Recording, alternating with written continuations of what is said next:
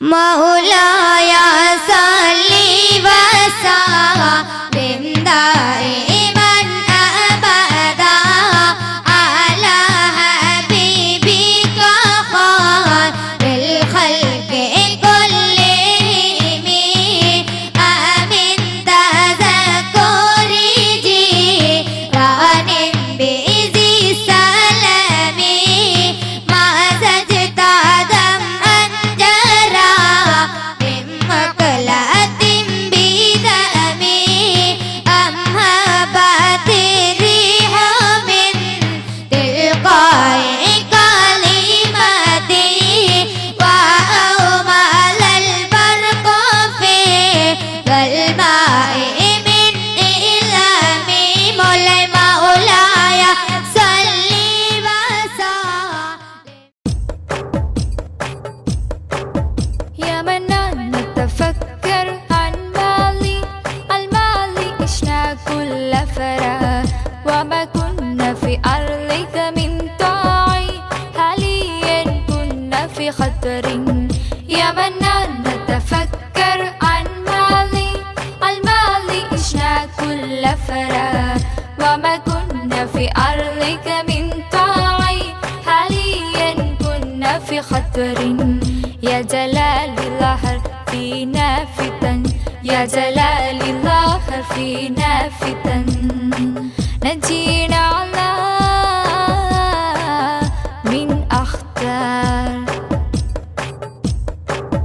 يا منان نتفكر عن مالي المالي عشنا كل فرح وما كنا في أرضك من طاعي حاليا كنا في خطر.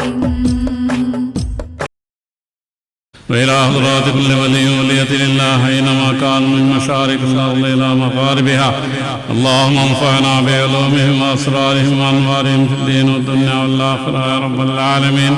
وإلى حضرات أرواح آبائنا وأمهاتنا وإخواننا وأخواتنا وخالنا وخالاتنا وأجدادنا وجداتنا كلهم عامة خصوصا إلى حضرات أرواح من ماتوا منا خاصة اللهم اغفر لنا واغفر لهم وارحمنا وارحمهم واعف عنا واعف عنهم واجمع بيننا وبينهم في دار جناتك النعيم. اللهم يسر عسيرنا وسهل أمورنا وفرج كروبنا واغفر غمومنا وعدد ديوننا واشف أمراضنا وأصلح أحوالنا. اللهم بارك لنا في كل أمورنا في كسبنا في تجاراتنا في معاملاتنا بركة تامة كما باركت على عبادك الصالحين. ربنا آتنا في الدنيا حسنة وفي الآخرة حسنة وقنا عذاب النار. ربنا تقبل منا إنك أنت السميع العليم وتب علينا إنك أنت التواب الرحيم. آمين برحمتك يا أرحم الراحمين. صلى الله عليه وسلم. السلام عليكم ورحمة الله وبركاته. أعوذ بالله من الشيطان الرجيم. بسم الله الرحمن الرحيم. الحمد لله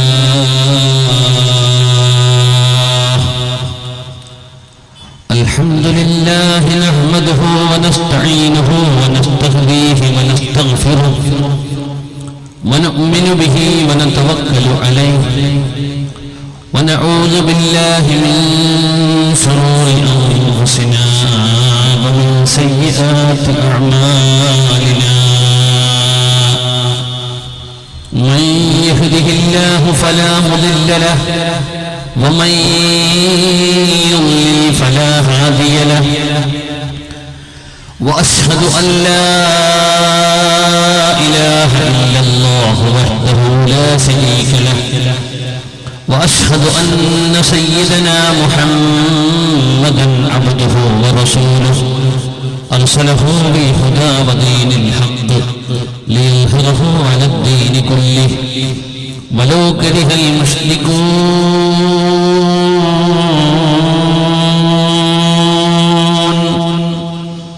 اللهم صل على محمد وعلى آل محمد كما صليت على إبراهيم وعلى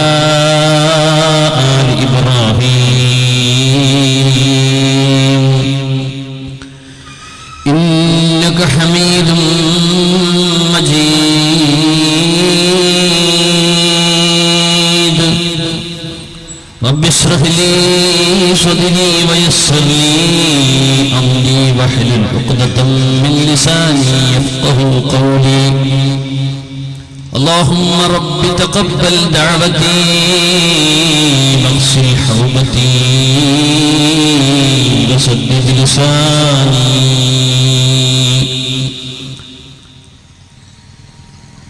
أما بعد فإن أريد إلا الإصلاح ما استطعت وما توفيقي إلا بالله عليه توكلت وإليه أنيب.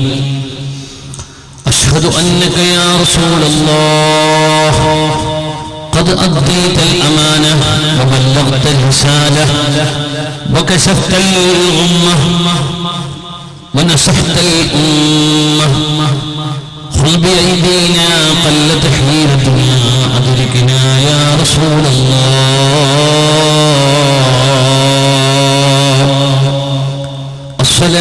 الصلاة والسلام عليك يا سيدنا يا رسول الله. أعوذ بالله من الشيطان الرجيم. بسم الله الرحمن الرحيم. وما أرسلنا من رسول إلا ليطاع بإذن الله ولو أنهم إذ ظلموا أنفسهم جاءوك فاستغفروا الله واستغفر لهم الرسول لوجدوا الله توابا رحيما. فلا وربك لا يؤمنون حتى يحكموك فيما شجر بينهم ثم لا يجدوا حرجا مما قضيت ويسلموا تسليما. صدق الله مولانا العظيم وصدق وبلغ رسوله النبي الكريم ونحن على ذلك من الشاهدين والحمد لله رب العالمين. وقال سيدنا ومولانا محمد صلى الله عليه وسلم إن لله ملائكة في الأرض سوى الحفظة يكتبون ما سقط من ورق الشجر فإذا أصاب أحدكم شيء بأرض فلاة فلينادي أعينوني يا عباد الله أعينوني يا عباد الله أعينوني يا عباد الله.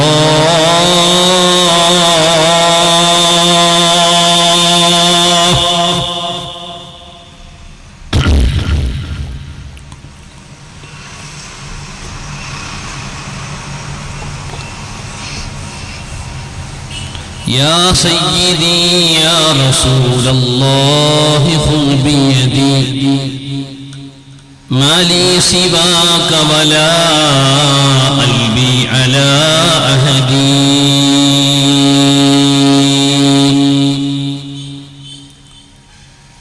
ബഹുമാനപ്പെട്ട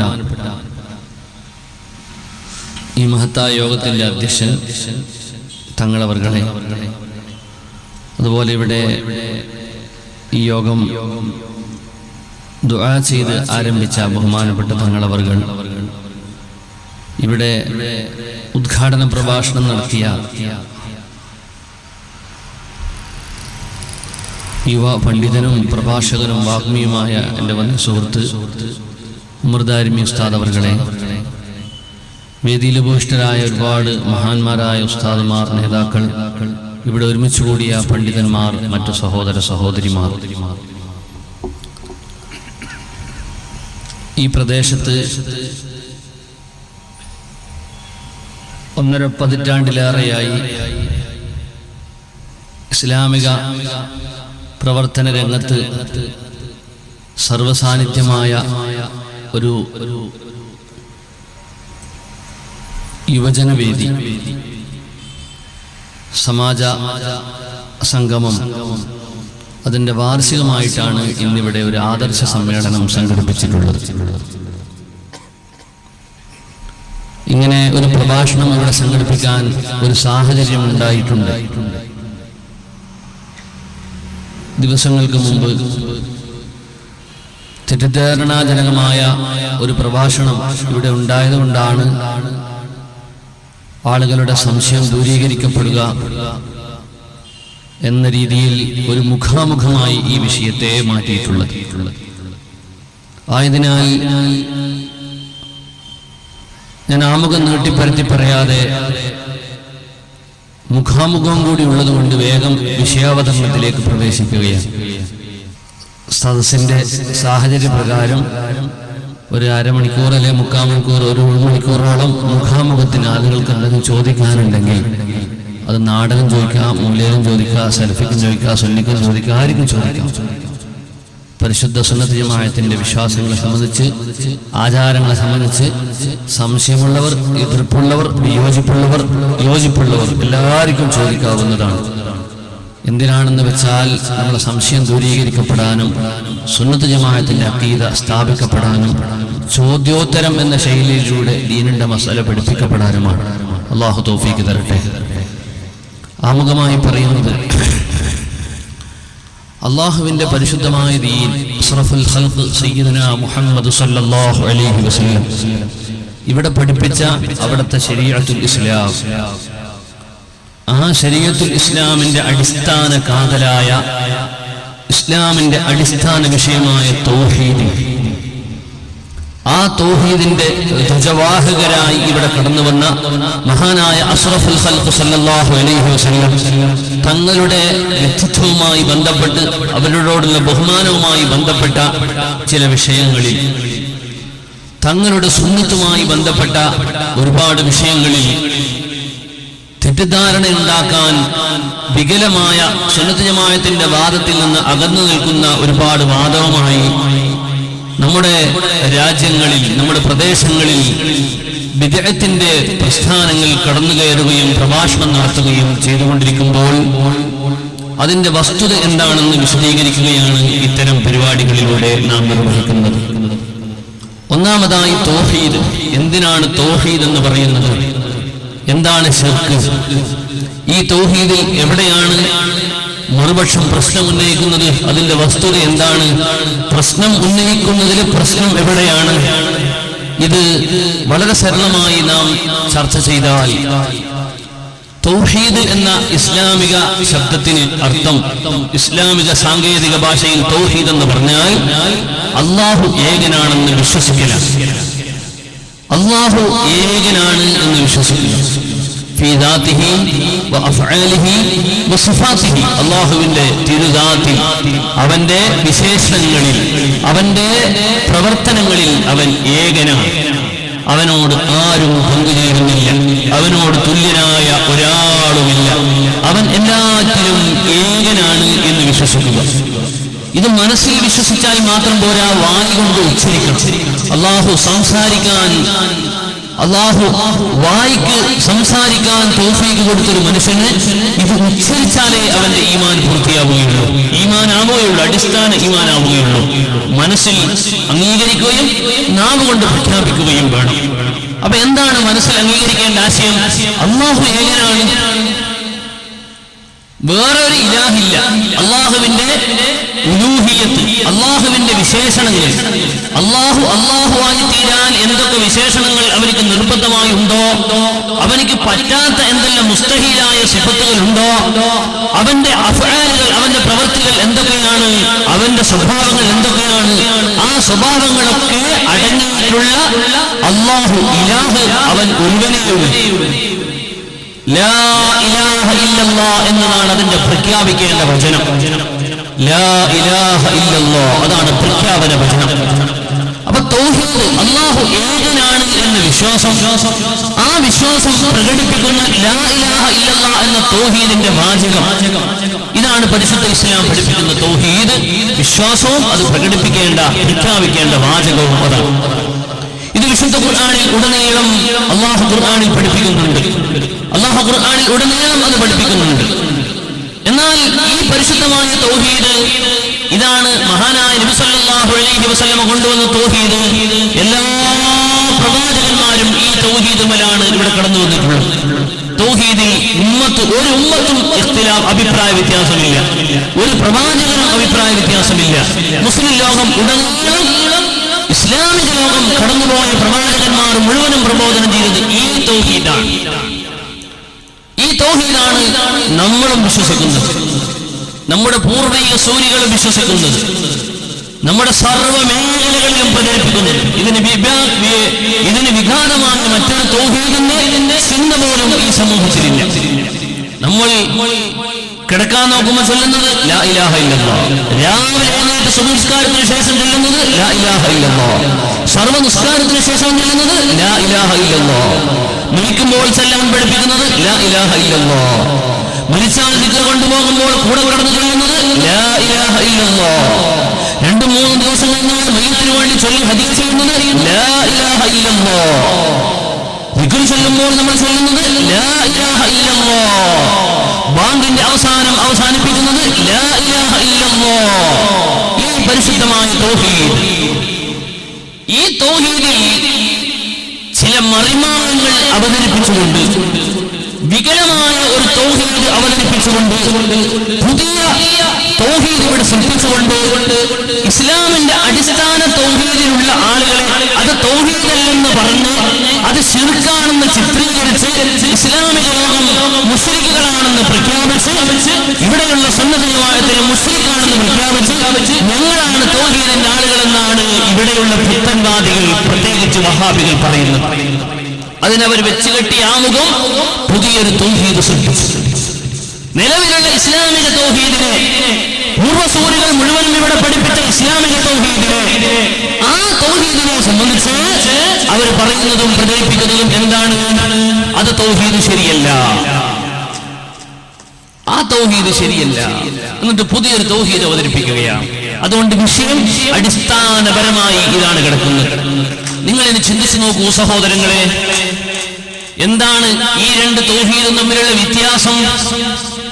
പുതിയ ഇവർ അവതരിപ്പിക്കുന്ന തൗഹീദും നൂറ്റാണ്ടുകളല്ല സഹസ്രാബ്ദങ്ങളായി സർവപ്രവാചകന്മാരും ഇവിടെ പഠിപ്പിച്ച തൗഹീദും, എല്ലാ നബിമാരും പഠിപ്പിച്ച തൗഹീദും, അതിൽ നിലകൊള്ളുന്നതാണ് നമ്മളും നിലകൊള്ളുന്നതാണ് ആ തൗഹീദും. വഹാബി പ്രസ്ഥാനം 1922 ശേഷം ഇവിടെ അവതരിപ്പിച്ച തൗഹീദും തമ്മിലുള്ള വ്യത്യാസം എന്താണ്?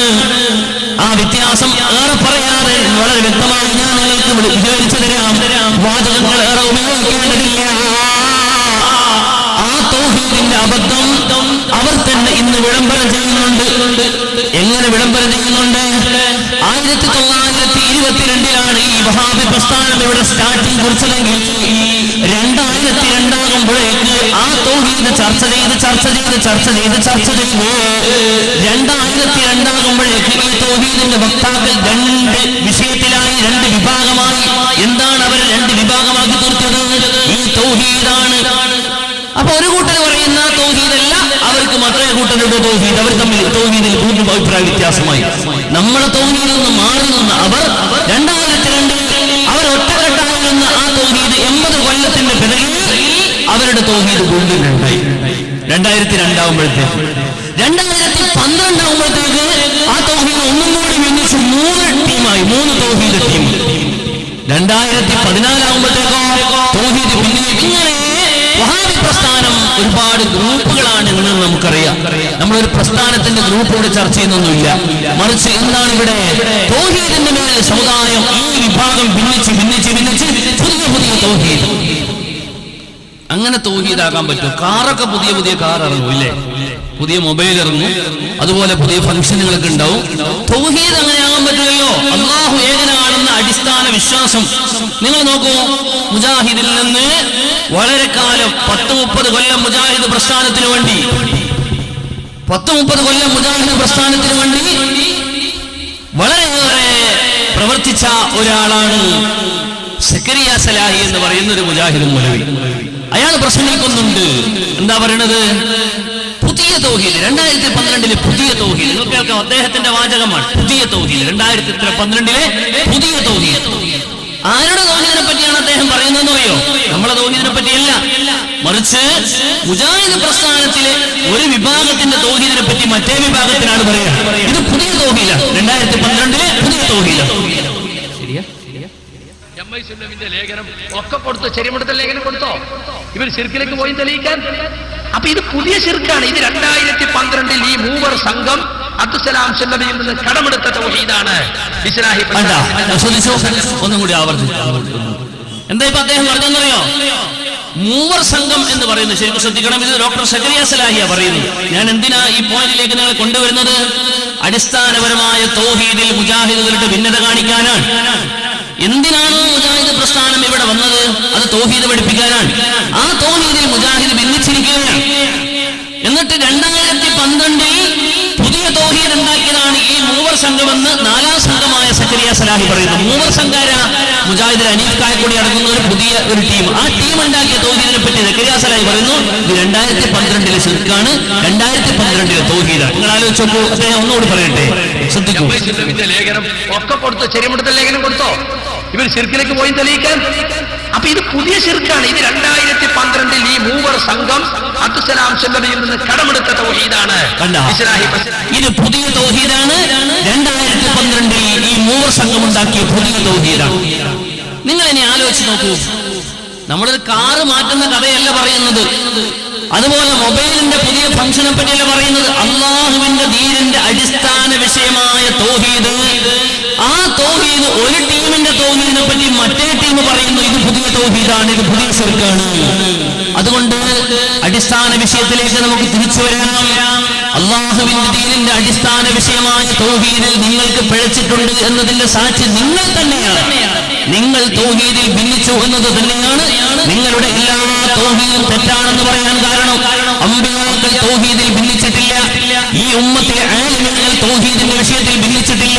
14 നൂറ്റാണ്ടാണ് ഈ ഇസ്ലാമിക ലോകം തൗഹീദിൽ ഒരേ സ്വരമാണ് ഉയർത്തിയിട്ടുള്ളൂ. രണ്ടാമതൊരു ശബ്ദമില്ല. ആ തൗഹീദിന്റെ പ്രഖ്യാപന വചനം അത് ലാ ഇലാഹ ഇല്ലല്ലാഹ്. അഫ്ളലു മാ ഖുൽതു അന വന്നബിയ്യൂന മിൻ ഖബ്ലി ലാ ഇലാഹ ഇല്ലല്ലാഹ്. ഞാനും എന്റെ മുമ്പിൽ കടന്നുപോയ സർവ്വപ്രവാചകന്മാരും പറഞ്ഞ ഏറ്റവും ശ്രേഷ്ഠമായ വാചകം ലാ ഇലാഹ ഇല്ലല്ലാഹ് എന്ന തൗഹീദിന്റെ വചനമാണ് എന്ന് പറഞ്ഞാൽ ഞങ്ങൾ എല്ലാവരും ഒരേ തൗഹീദിലാണ്. ആ തൗഹീദ് ലാ ഇലാഹ ഇല്ലല്ലാഹ്. ആ തൗഹീദിലാണ് ഞങ്ങൾ ഇന്നും നിലകൊള്ളുന്നത്. അല്ലാഹു മാത്രമാണ് ആരാധനക്കർഹൻ. ഇപ്പൊ ഇവർ അവതരിപ്പിച്ചെന്താണെന്നറിയോ? അല്ലാഹു മാത്രമാണ് ആരാധനക്കർഹൻ എന്ന് മാത്രം പറഞ്ഞാൽ പോരാ, അല്ലാഹു മാത്രമാണ് സഹായം തേടപ്പെടാൻ അർഹൻ എന്നും കൂടി വെക്കണോ? അതാ പുതിയ അവർ ആഡ് ചെയ്തിട്ടുള്ളത്. അതാണ് അവർ പുതിയ ആഡ് ചെയ്തിട്ടുണ്ട്. തൗഹീദിൽ പുതിയ വിഷയം ചേർത്ത് അള്ളാഹുവിനോട് മാത്രമേ സഹായം തേടാൻ പറ്റുള്ളൂ. അപ്പൊ പിന്നെ പുതിയ ജിന്നുകളൊക്കെ വന്നു. ജിന്നുകളോട് സഹായം തേടാൻ പറ്റുമോ ഇല്ലേ? അവിടെ തർക്കം. പിന്നെ മലക്കുകൾ വന്നു, അവരോട് സഹായം തേടാൻ പറ്റുമോ ഇല്ലേ? അത് തർക്കായി. പിന്നെ റക്കീബാത്തിനോട് സഹായം തേടാൻ പറ്റുമോ ഇല്ലേ?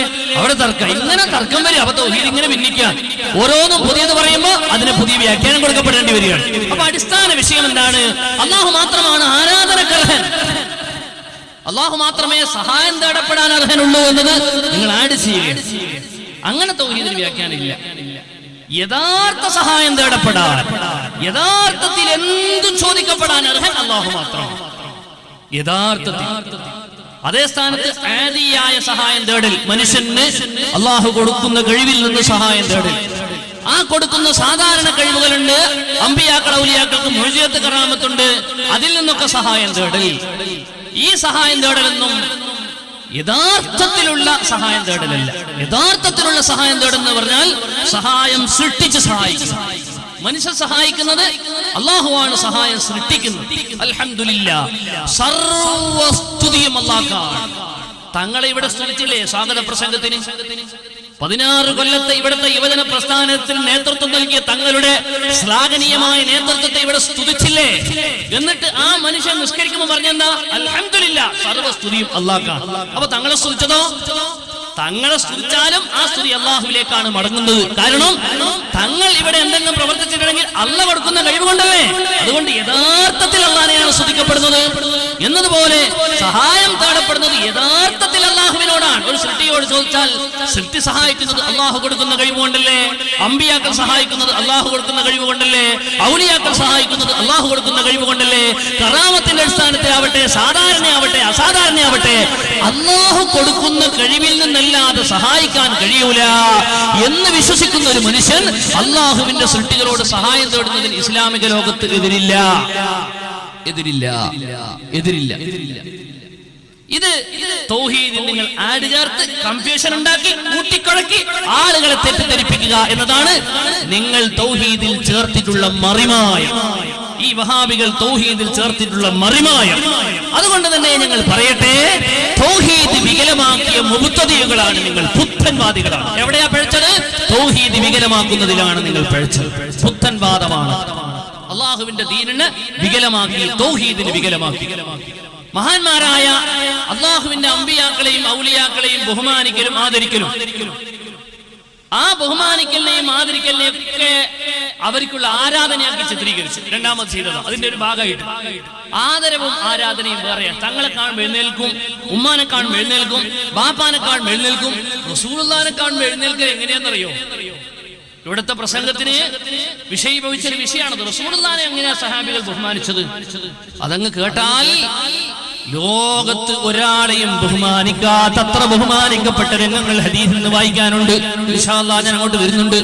അപ്പൊ ഈ കൃത്രിമമായ തൗഹീദ് സൃഷ്ടിച്ചിട്ട് പഴയ ഇസ്ലാമിക തൗഹീദിൽ നിലകൊള്ളുന്ന ആളുകളെ മുശ്രിക്കാക്കുക എന്നതാണ് വഹാബി പ്രസ്ഥാനം ചെയ്ത സേവനം. അതാണ് ഇവിടെയും ചെയ്തത്. കല്ലകയല്ലേ, കബക്കയിലും ചെയ്തു. മറന്നുപോയി. കബക്കയിലും അത് തന്നെയാണ് ചെയ്തിട്ടുള്ളത്. എന്താ? CM മടവൂരിനെ ചീത്ത പറയുമ്പോഴത്തേക്ക് നാട്ടുകാരാകെ ഇളകി. മഹാനായ CM മടവൂർ വലിയുള്ളാനെ പറ്റി പറയാ പിരാന്തനാണ്, നിസ്കരിക്കലില്ല, നോമ്പ് നോക്കലില്ല. എന്റെ സഹോദര, പിരാന്തായ പിന്നെ നിസ്കാരം നിർബന്ധമുണ്ടോ? നോമ്പ് നിർബന്ധമുണ്ടോ? നിങ്ങൾ സുഗറയും കുബറയും ഒപ്പിക്കുമ്പോ ചിന്തിക്കണ്ടേ നതീജ എന്താ വരിക? പിരാന്തനാണ് നിങ്ങൾ തന്നെ പറയുന്നു, നിസ്കരിക്കലില്ല, നോമ്പോക്കലില്ല. നിങ്ങൾ പറഞ്ഞൊക്കെ ഞങ്ങൾ അംഗീകരിച്ച നിസ്കരിക്കലില്ല, നോമ്പോക്കലില്ല, പിരാന്തനാണ് നിങ്ങൾ പറയുന്നത്. പക്ഷെ എന്ത് പിരാന്താന്ന് കൂടി പറയണമെങ്കിൽ എന്ത് പിരാന്താണ്? CM മടവൂർ സാമ്പത്തികം ചിന്തിച്ചിട്ട് പിരാന്തായതാണോ? ചെറുപ്പം മുതൽ തളിപ്പറമ്പ് ഖുവ്വത്തുൽ ഇസ്ലാമിനാണ് മഹാനര് പഠിച്ചിട്ടുള്ളത്. ശംസുൽ ഉലമ എന്റെ പൊന്നോമന ശിഷ്യനാണ്. ശൈഖുനാ ശംസുൽ ഉലമ എന്റെ പങ്ങളുടെ കുട്ടിയാണ്. ശൈഖുനാ ശംസുൽ ഉലമയാണ് ജനാസ നിസ്കാരത്തിന് നേതൃത്വം നൽകിയിട്ടുള്ളത്. ആ മഹാനായ CM മടവൂർ വലിയുള്ളാഹി ചെറുപ്പത്തിലെ പഠിക്കുന്ന കാലത്തെ ആബിദാണ്. ഇബാദത്ത് മൂത്തു വന്ന ആ കുട്ടി ഇബാദത്തിൽ അങ്ങനെ ആഗ്രഹരായപ്പോൾ ഇസ്കിന്റെ ലോകത്തിൽ അദ്ദേഹത്തിന്റെ ബുദ്ധിഭ്രമം ചില കാലഘട്ടത്തിൽ സംഭവിച്ചിട്ടുണ്ട്. അത് പിരാന്താണ്, പക്ഷെ അല്ലാഹുവിലുള്ള പിരാന്താണെന്ന് മാത്രം. അതിനെപ്പറ്റിയാണ് ബഹുമാനപ്പെട്ട പിരാന്ത് അഥവാ ജസ്ബ് എന്ന് പറയുന്നത്. അത് അല്ലാഹുവിലുള്ള പിരാന്താണ്, അത് ബഹുമാനമാണ്. ആ മനുഷ്യന് ഇസ്ലാമിൽ തക്ലീഫില്ല എന്ന് നിങ്ങൾക്കറിയാമല്ലോ. എങ്കിൽ ആ മനുഷ്യനിൽ കറാമത്തുകൾ കാണപ്പെടുന്നു. രോഗം വേണ്ട എന്ന് പറഞ്ഞാൽ രോഗം മാറുന്നു. വെള്ളം വേണമെന്ന് പറഞ്ഞാൽ കിണറിൽ വെള്ളം ഉണ്ടാകുന്നു. പ്രശ്നങ്ങൾ വേണ്ട എന്ന് പറഞ്ഞാൽ പ്രശ്നങ്ങൾ അഴിഞ്ഞു പോകുന്നു. ഇതിന്റെ പേരാണ് സാറേ കറാമത്തെന്ന്. ഈ കറാമത്ത് ഈ പിരാന്തനിൽ കണ്ടാലോ അത് അല്ലാഹുവിന്റെ വലിയാണെന്നതിന്റെ ദലീലല്ലേ?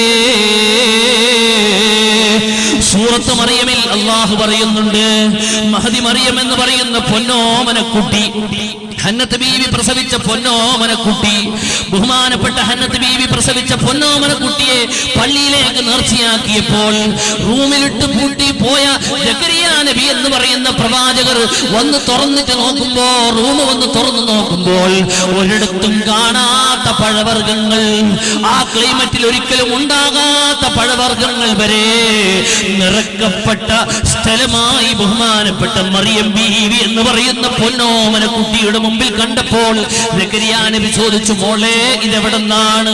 മറിയം എന്ന കുട്ടി പറഞ്ഞു, ഹാദാ മിൻ ഇൻദില്ലാഹ്, ഇത് പടച്ചവൻ തന്നതാണ്. ഒരു അടച്ചിട്ട റൂമിലേക്ക് ഒരു പെൺകുട്ടിക്ക് ഡയറക്റ്റായി പടച്ചവൻ പഴവർഗ്ഗങ്ങൾ എത്തിച്ചു കൊടുക്കുക എന്ന് പറഞ്ഞതിന്റെ പേരാണ് കറാമത്ത്. എനിക്ക് ഇവിടെ തിന്നാൻ വേണ്ടി, ഇവിടെ ഭക്ഷണം കഴിക്കാൻ വേണ്ടി വന്നപ്പോ വീട്ടുകാർ എനിക്ക് പഴം തന്നാൽ യഥാർത്ഥത്തിൽ അല്ല തന്നെയാ തന്നത്, ഇല്ലേ? വീട്ടുകാർക്ക് പഴം കൊടുത്തത് അള്ളയാണ്, അള്ളയാണ് പഴം സൃഷ്ടിച്ചിട്ടുള്ളത്. അതുകൊണ്ട് മിൻ ഇന്ദില്ല, അതും പടച്ചോൻ തന്നത് തന്നെയാണ്. പക്ഷെ മറിയം ബീവിക്കും കൊടുത്തത് പടച്ചോൻ തന്നത് തന്നെയാണ്. രണ്ടും വ്യത്യാസമുണ്ട്. ഒന്ന് സാധാരണയാണ്, മറ്റൊന്ന് അസാധാരണയാണ്. സാധാരണന്റെ അപ്പുറത്ത് അസാധാരണന്റെ പേരാണ് സാറേ കറാമത്തെന്ന്. ആ കറാമത്ത് സിയം വലിയുള്ളയിൽ കണ്ടാൽ അത് വലിയുള്ള പിരാന്തനാണ്, അത് മജ്‌ദൂബായ വലിയാണ്. സിഎമ്മിന് ചീത്ത പറയുന്നത് കേട്ടിട്ട്, അദ്ദേഹത്തെ കാഫിറാക്കുന്നത് കേട്ടിട്ട് എന്റെ പ്രിയപ്പെട്ട കബക്കാരെ നിങ്ങൾ ബേജാറാകണ്ട. സിഎമ്മിനെ മാത്രമല്ല, അതിനപ്പുറത്ത് വലിയ വലിയ മഹാന്മാർ വരെ ഇസ്ലാമിക ലോകത്ത് മുഴുവനും കാഫിറാക്കൽ ഇവരുടെ സ്വഭാവമാണ്. വിശേഷിച്ച് ഇവിടെ പ്രസംഗിച്ച ആ പ്രഭാഷകൻ, ഞാൻ പേര് പറഞ്ഞ വ്യക്തി ഹത്യ ചെയ്യാൻ ഉദ്ദേശിക്കുന്നില്ല, അദ്ദേഹത്തിന്റെ സ്ഥിരം സ്വഭാവം അത് തന്നെയാണ്. ഞാൻ അതിന് ചില എക്സാമ്പിളുകൾ നിങ്ങൾക്ക് കാണിക്കാൻ നിർബന്ധിതനായത് കൊണ്ട് കാണിക്കുകയാണ്, അല്ലെങ്കിൽ അതെന്റെ ഉദ്ദേശത്തിൽപ്പെട്ടതല്ല. നിങ്ങൾ ആലോചിക്കൂ, വർഷങ്ങൾക്ക് മുമ്പ് ഈ കഴിഞ്ഞ ഈ മന്ത്രിസഭയിൽ തീർന്നിട്ടില്ല, നിയമസഭ ഇലക്ഷൻ വരാൻ പോകുന്നേ ഉള്ളൂ. ഈ 5 വർഷത്തിനിടയിൽ കഴിഞ്ഞ നിയമസഭാ ഇലക്ഷൻ കഴിഞ്ഞ ഉടനെ കേരളത്തിൽ വലിയ രാഷ്ട്രീയ ചർച്ചയിൽ വലിയ ഒരു ചർച്ചയായിരുന്നു മുസ്ലിം ലീഗിന് എത്ര മന്ത്രി വേണം. അതിവിടെ എത്ര പരത്തി പറയേണ്ടി വരുന്ന കർണാടക ആയതുകൊണ്ട് കേരളത്തിൽ ഇങ്ങനെയൊന്നും പറയണ്ട, നിങ്ങൾക്ക് അത് മനസ്സിലാകാൻ വേണ്ടി പറയാണ്. നിങ്ങൾ കർണാടകത്തിന്റെ കാര്യമല്ലേ ചിലപ്പോൾ ശ്രദ്ധിക്കുള്ളൂ. എന്നാൽ ലീഗിന് 5 മന്ത്രി വേണോ, 4 മന്ത്രി കൊടുത്തു 5-ാം മന്ത്രി പദവി തരാന്ന് പറഞ്ഞു. അതിങ്ങനെ ഉറ്റുനോക്കുന്ന ഒരു സുപ്രഭാതത്തിൽ ലീഗിന്റെ 5-ാം മന്ത്രിയായി മഞ്ഞളാംകുഴി അലി സ്ഥാനം ഏറ്റെടുക്കുകയാണ്. മഞ്ഞളാംകുഴി അലി എന്ന് പറഞ്ഞാൽ അദ്ദേഹം പഴയ CPM-ന്റെ വലിയ നേതാവും വലിയ സമുന്നതനായ വ്യക്തിയായിരുന്നു. ഒടുവിൽ അദ്ദേഹം CPM രാഷ്ട്രീയം വിട്ട് മുസ്ലിം ലീഗിലേക്ക് കടന്നു വന്നു. മുസ്ലിം ലീഗിൽ അദ്ദേഹം പെരിന്തൽമണ്ണയിൽ മത്സരിച്ചു, അദ്ദേഹം വിജയിച്ചു. അദ്ദേഹത്തിന് മന്ത്രി പദവി കൊടുക്കാൻ പോവാണ്. 5-ാം മന്ത്രിയായി, ലീഗിന്റെ 5-ാം മന്ത്രിയായി അദ്ദേഹം ഇടക്കാലത്ത് തെരഞ്ഞെടുക്കപ്പെട്ടപ്പോൾ മന്ത്രി പദം അദ്ദേഹത്തിന് മന്ത്രിസ്ഥാനമുണ്ട് എന്ന് അറിഞ്ഞതോടുകൂടി തന്നെ കേരളത്തിൽ രാഷ്ട്രീയ രംഗം മുഴുവനും ചാനലുകളൊക്കെ ചർച്ച നടക്കുന്ന സമയം അദ്ദേഹം വേഗം സത്യപ്രതിജ്ഞ ചെയ്യാൻ വേണ്ടി തിരുവനന്തപുരത്തേക്ക് പോകുന്നതിന് മുമ്പ് ആദ്യം പോയത് പാണക്കാട്ടേക്കാണ്. രണ്ടർത്ഥത്തിൽ, ഒന്ന് പാണക്കാട് തങ്ങളെ വർക്കത്തിന്, രണ്ടാമത് ആ പ്രസ്ഥാനത്തിന്റെ പ്രസിഡന്റ് ബഹുമാനപ്പെട്ട തങ്ങളാണല്ലോ. അത് കഴിഞ്ഞ് അദ്ദേഹം പോയത് മമ്പുറം മക്കാമിലേക്കാണ്.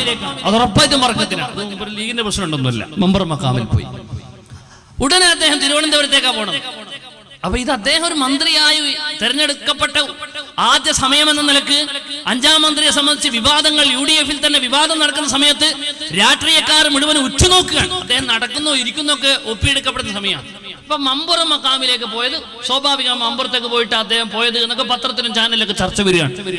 ഉടനെ അന്ന് തന്നെ കണ്ണൂരിൽ ഇവിടെ പ്രസംഗിച്ച പ്രഭാഷകൻ അന്ന് കണ്ണൂരിൽ പ്രസംഗിക്കുമ്പോൾ പറഞ്ഞു, നെറ്റിലൊക്കെ നിങ്ങൾക്ക് സെർച്ച് ചെയ്ത് ആ പ്രഭാഷണം കിട്ടും. ഇവിടെ 5-ാം മന്ത്രിയായി തെരഞ്ഞെടുക്കപ്പെട്ട CPM എന്ന് ലീഗിലേക്ക് വന്ന ഈ മന്ത്രി CPM-ലായത് കാലത്ത് അയാൾ കാഫിറാണ്. മഞ്ഞളാംകുഴി അലി എന്ന് പറയുന്ന പനങ്ങാങ്ങരക്കാരൻ അലിയെ പറ്റി പറയാൻ അയാൾ കാഫിറാണ്. എന്തുകൊണ്ട്? CPM ആയ കാഫിറാണ്. പിണറായി വിജയന്റെ നേതൃത്വം നൽകുന്ന മാർക്സിസ്റ്റ് പാർട്ടിയിൽ പിണറായിന്റെ കൂടെ ഉണ്ടായാൽ കാഫിറാണ്, കാരണം മാർക്സിസ്റ്റാണ്. ലീഗിലേക്ക് വന്നപ്പോ കാഫിറല്ല മുശ്രിക്കും കൂടിയായി, കാഫിറും മുശ്രിക്കുമായി. എന്താ മുശ്രിക്കാൻ കാരണം? മമ്പുറത്ത് മക്കാമിൽ പോയി. മമ്പുറത്ത് മക്കാമിൽ പോയാൽ മമ്പുറം മക്കാമിൽ നിന്ന് പുണ്യം പ്രതീക്ഷിച്ചു, അപ്പൊ കാഫറായി. കാഫറല്ല മുശ്രിക്കും കൂടിയായി. ഒന്നും കൂടി നല്ലയായിരുന്നു പഴയ CPM-ൽ തന്നെ നിന്നാൽ, കാരണം കാഫറേ ആവുള്ളൂ, മുശ്രിക്കാവൂല്ല. പച്ചയിൽ പ്രസംഗിച്ച ഒരു മന്ത്രിയെ സംബന്ധിച്ച്, കേരളത്തിലെ ഒരു സാമുദായിക നേതാവിനെ സംബന്ധിച്ച് പച്ചയിൽ പ്രസംഗിച്ചതാ. അതിന് കുറച്ച് വർഷം നിങ്ങൾ കേൾക്കൂ, അധികം പറയാനും കേൾപ്പിക്കാനും ഞാൻ ഉദ്ദേശിക്കുന്നില്ല. സത്യസന്ധനാണെങ്കിൽ 116 വചനം, ആ വചനത്ത് പറയുന്നത് ഒരിക്കലും അല്ല പൊറുക്കാത്ത പാതകൾ ശിർക്കാണ്. ഒരിക്കലും അല്ല പൊറുക്കില്ല, ഒരിക്കലും അല്ല പൊറുക്കാത്ത പാവയത ശിർക്കാണ്. ശരി, സമ്മതിച്ചു. ആ ശിർക്ക് ഒരു മുജാഹിദിൽ ഉണ്ടാകാൻ പാടുണ്ടോ? ആ ശിർക്ക് ഒരു സുന്നത്തിയുമായി ചേർന്ന് ഉണ്ടാകാൻ പാടുണ്ടോ? ആ ശിർക്ക് ഒരു തബ്ലീഗുകാരിൽ വരാൻ പാടുണ്ടോ? ആ ശിർക്ക് ഒരു SDPI-കാരിൽ വരാൻ പാടുണ്ടോ? ആ ശിർക്ക് ഒരു പോപ്പുലർ ഫണ്ടുകാരിൽ വരാൻ പാടുണ്ടോ? ഒരു മന്ത്രി പദത്തിലേക്ക് തെരഞ്ഞെടുക്കുക ഒരു മുസ്ലിമിനെ, അയാൾ പോയത് എങ്ങോട്ടാന്ന് കേൾക്കണ്ടേ? അതിന്റെ തലേ ദിവസം മമ്പറന്തർഗയില് ആളെ പേര് ഞാൻ പറയണ്ടല്ലോ. ഈ അടുത്ത കാലത്ത് മുസ്ലിം മന്ത്രിയായി തെരഞ്ഞെടുത്ത ആളാരാണ്? ഞാൻ പറയണ്ടല്ലോ. നിരീശ്വരവാദ പ്രസ്ഥാനത്തിൽ അയാൾ ഉണ്ടായിരുന്നപ്പോ ആ വിഷയത്തിൽ അയാൾ കുഫറില്ല. അയാൾ ഇസ്ലാമിക സമൂഹത്തിലെ പ്രസ്ഥാനത്തിലേക്ക് വന്നപ്പോ മുശ്രിക്കുമായി കാഫിറായി. അപ്പൊ ഏതാ മെച്ചോ? പിണറായിന്റെ കൂടെ അവിടെ നിന്ന കാലത്ത് കാഫിറായിട്ടില്ലായിരുന്നു ആ വിഷയത്തിൽ. ഇങ്ങോട്ട് വന്നു നോക്കുമ്പോ മുസ്ലിം ടീമിന്റെ കൂടെ കൂടിയപ്പോ മുശ്രിക്കുമായി കാഫിർ. ക്ഷമിക്കണേ, വസ്തുത വളച്ചുകെട്ടില്ലാതെ പറയാം. ക്ഷമിക്കണേ, വസ്തുത വളച്ചുകെട്ടില്ലാതെ പറയും. എന്താ, എന്നെ അടിക്കൊന്നും ചെയ്യല്ലേ, ഒരു മന്ത്രിന് കാഫിറാണ് മുശ്രിക്കാന്ന് പറഞ്ഞു. ക്ഷമിക്കണേ, വസ്തുത വളച്ചുകെട്ടില്ലാതെ പറയാം. ഇതാണ് ഇവരുടെ വസ്തുത. എന്താണ് വസ്തുത? അലി കാഫിറാണ്, അലി മുശ്രിക്കാണ്. അലി എന്നത് കേവലം ഒരു അലിയല്ല, കേരളത്തിന്റെ മന്ത്രിയായ ഒരു പാർട്ടിയുടെ സമുന്നതനായ നേതാവായ ഒരു അലിയാണ്. പച്ചയിൽ പറയാൻ. ഇനി നിങ്ങൾ നോക്കൂ, അലിയെ മാത്രമല്ല, ഇവിടെ സമസ്തയെ സംബന്ധിച്ച്, സമസ്തന്റെ ആലിമീങ്ങളെ സംബന്ധിച്ച് ഇവിടെ പ്രസംഗിച്ച അതേ മാന്യദേഹമാണത്. നിങ്ങൾക്കൊക്കെ നെറ്റിൽ സെർച്ച് ചെയ്തായി പ്രഭാഷണം കിട്ടും. ഇനി അദ്ദേഹം പറയാണ്, സമസ്തയുടെ ആലിമീങ്ങൾ, വരക്കൽ മുല്ലക്കോയത്തങ്ങൾ അടക്കമുള്ള സമസ്തയുടെ ആലിമീങ്ങൾ, സമസ്തയും ഇസ്ലാമിക ലോകം, സമസ്തയിൽ അംഗീകരിച്ചു നിൽക്കുന്ന ഇസ്ലാമിക ലോകം മുഴുവനും അവർ കാഫിറാണെന്നാണ് എന്റെ വിശ്വാസം. കാഫിറാന്ന് മാത്രമല്ല, അബൂജഹലിനേക്കാളും കുറച്ചും കൂടി മോശം എന്റെ അഭിപ്രായം. മൂപ്പര് പറയുന്നത് അബൂജഹലിനേക്കാളും കുറച്ചും കൂടി മോശമാണ്. പച്ചയിൽ പറയാണ്. അദ്ദേഹം പറയട്ടെ. മുസ്ലിങ്ങൾ നടത്തിയ ദഅവത്തല്ല സമസ്ത നടത്തുന്നത്. വളരെ കൃത്യമായി പറഞ്ഞ, എന്റെ ശൈലി പറഞ്ഞ, സമസ്ത ഇസ്ലാമിക സമൂഹമല്ല. സമസ്ത എന്ന് പറയുന്ന ഒരു സമൂഹം ഉണ്ടല്ലോ, അബൂജഹലിനേക്കാൾ കുറച്ചുകൂടി താഴെ നിർത്തണം എന്ന് വിശ്വസിക്കുന്ന ഒരാളാണ്. നോക്കൂ നിങ്ങള്, ദഅവത്ത അമ്പിയാക്കളും മുർസലീങ്ങളും നടത്തുന്ന ദഅവത്തല്ല സമസ്ത നടത്തിയിട്ടുള്ളത്. അവര് ഇസ്ലാമിക വൃത്തമല്ല, ഇസ്ലാമെന്ന് പുറത്താണെന്ന് മാത്രമല്ല, അബൂജഹലിനേക്കാളും കുറച്ചുകൂടി അപ്പുറം.